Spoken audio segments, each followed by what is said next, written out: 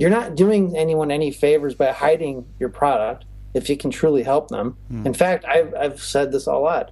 It is your moral and ethical obligation to tell people that your product at least exists every day.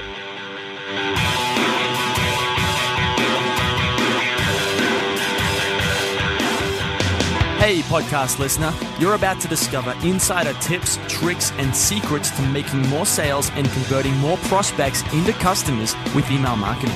For more information about the Email Marketing Podcast or the Autoresponder Guide, go to dropdeadcopy.com/podcast. Hey everybody, it's John McIntyre here, the Autoresponder Guy, and it's time for episode 3 of the Email Marketing Podcast, where we talk about the top tips, tricks, and secrets for making more sales and growing your revenue with email marketing. It's episode 3, and today I'll be talking to Ben Settle, a guy who believes daily email is the only way to do email marketing. Now, we're going to get to that in just a moment. To get the show notes for this episode of the Email Marketing Podcast, go to dropdeadcopy.com/EP3.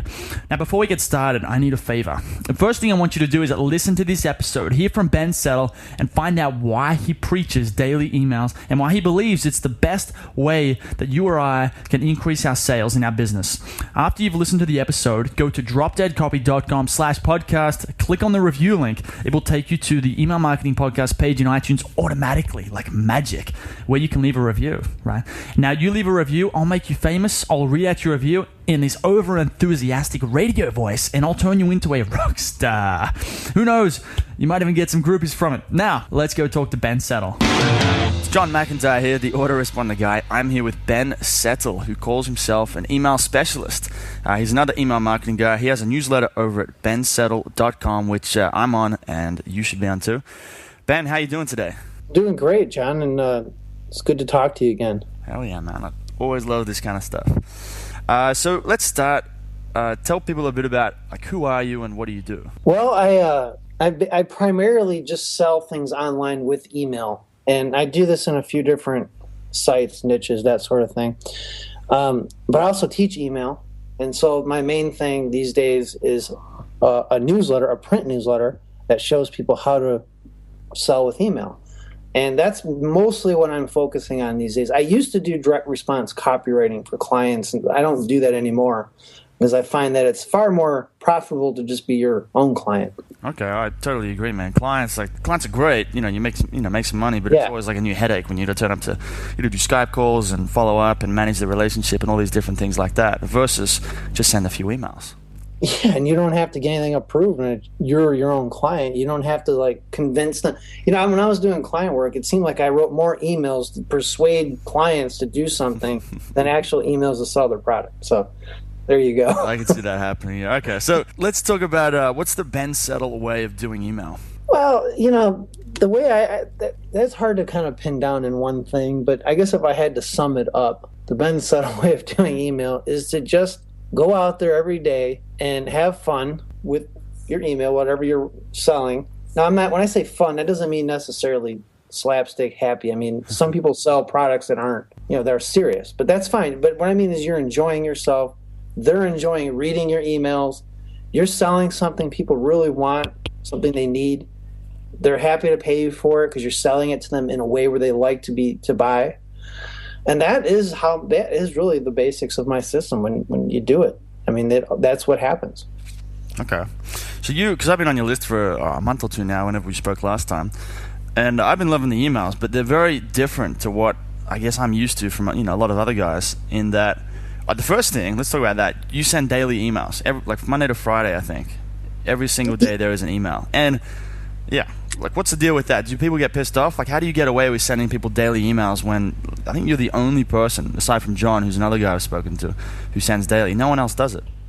Yeah, actually, I'm kind of lazy. I should be sending one 7 days a week and not just 5. In fact, what I really, technically, if I was more motivated, I would send 2 emails a day, 7 days a week. But I'm just not that motivated. But no one ever gets mad. In fact, I cannot remember the last time somebody complained because, and this is the key, because I bring them in to my list in a way where it's very clear that I'm sending daily tips. So they see it at the opt-in. They see it when they when they opt in, they get like a welcome email. It says it there. They're seeing it, in the daily emails itself. I often say, well, these are daily emails. So they're seeing it. Only someone who is completely illiterate could not know they're daily. So it's not, if they complain, they have no one to blame but themselves, because I'm being completely upfront. And I think that's a big thing for people to do, is just be completely upfront with your readers. Let them know exactly how often if you're not doing daily, if you're doing 3 a week, 1 a week, 2 a day, whatever, let them know up front. Let them, that you're not going to scare the good people that you want are not going to be scared of that. People who are into whatever you sell, who have that problem, that need a solution, chances are they're on 20 other lists too. So believe me, they want to hear from you. Okay, so to give people a bit of motivation, like why? Obviously it's going to increase sales, but like, why do you think that daily emails is so great? Why put the time in to actually create, write daily emails? What's the big benefit? Well, there's a lot of reasons, but the one big reason is, well, I'll give you 2 good reasons. One is just procrastination. People will procrastinate. People will have decided to buy it 3 weeks ago, and today's email finally pushes them over the edge and they buy. And people will tell me this. This isn't like, this is my theory. I hear this all the time. Ben, you bastard, you got me. I've heard stuff like that. You got me today. I had to buy. I get that a lot, or variations of that a lot. So, and that's one reason. Another reason is they build on each other.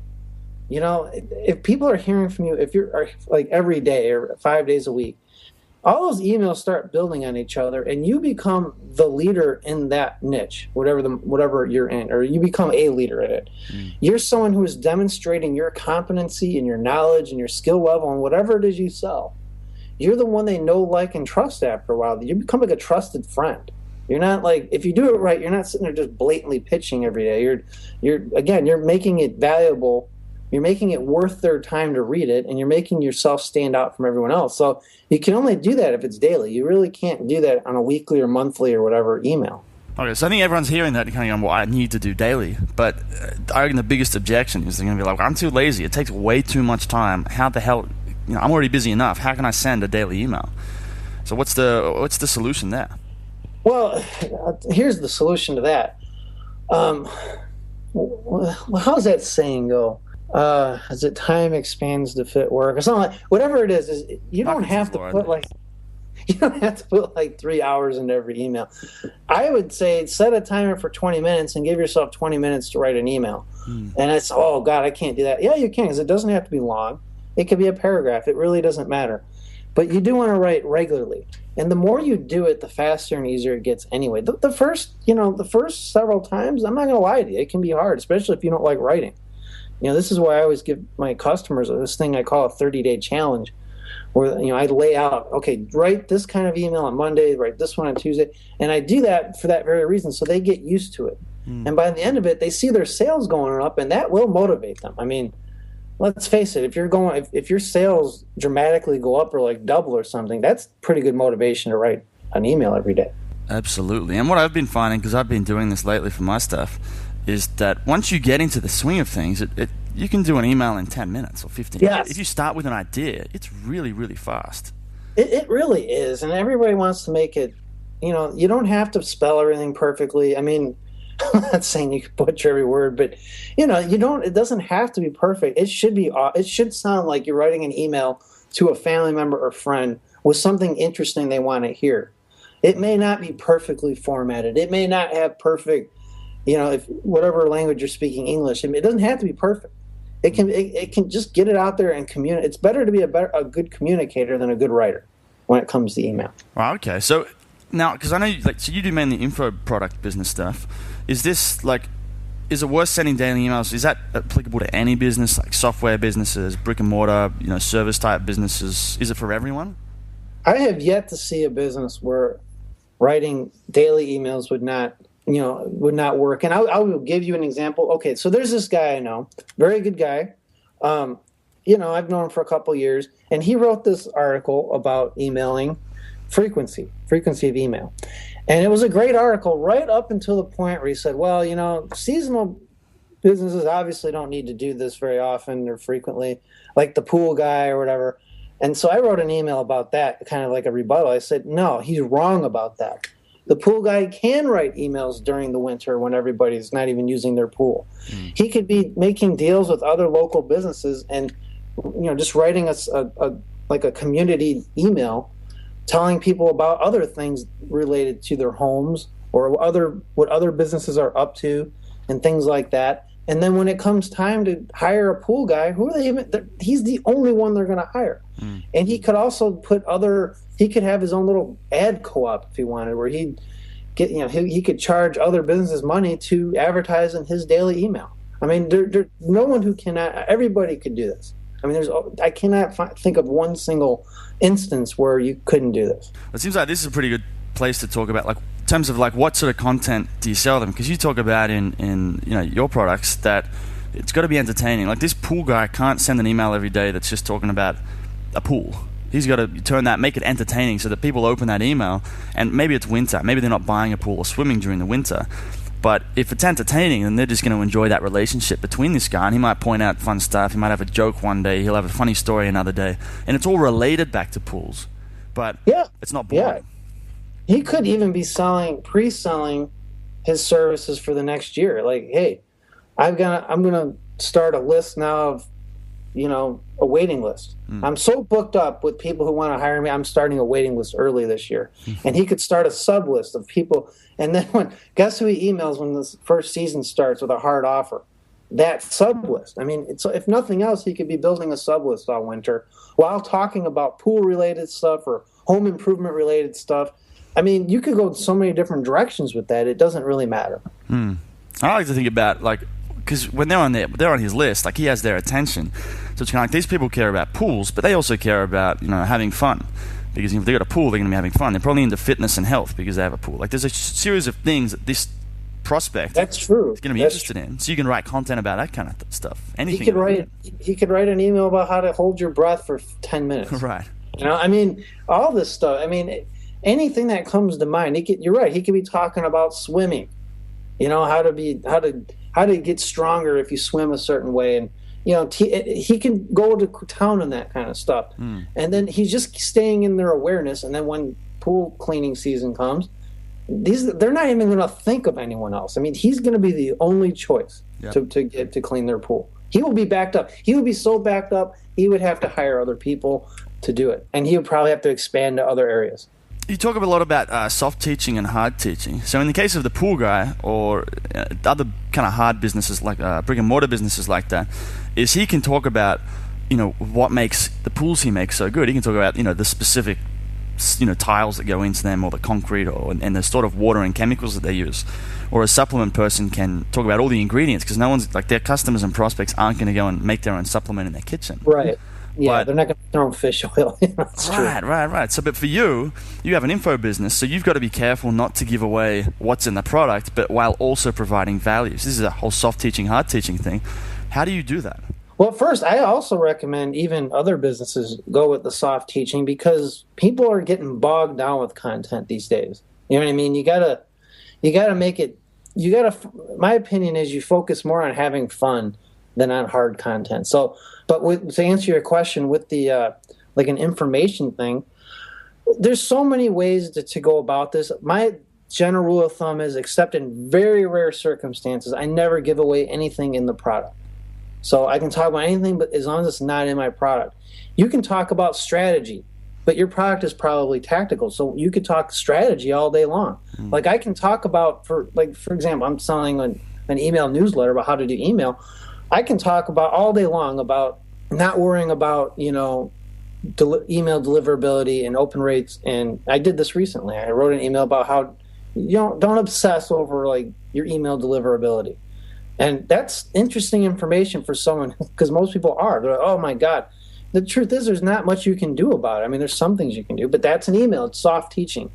It's kind of like what you would find in an article, as opposed to a technical manual. Technical manual is going to give you all the details of how to set everything, do something. But an article in, like, a magazine, they give you tips, but they're not hard, like, life-changing things. They're not your best stuff. A lot of it's just common sense. Some of it's inspirational. There's a lot to be said for writing emails that are inspirational.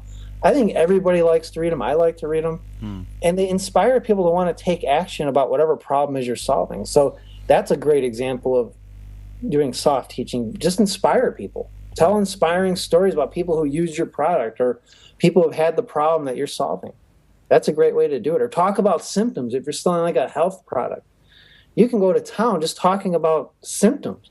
Man, you're going to have people glued to your emails if you do that. Okay. You know, if somebody's got like hemorrhoids or something, and you have a book about how to get rid of hemorrhoids, you can't talk enough about that topic.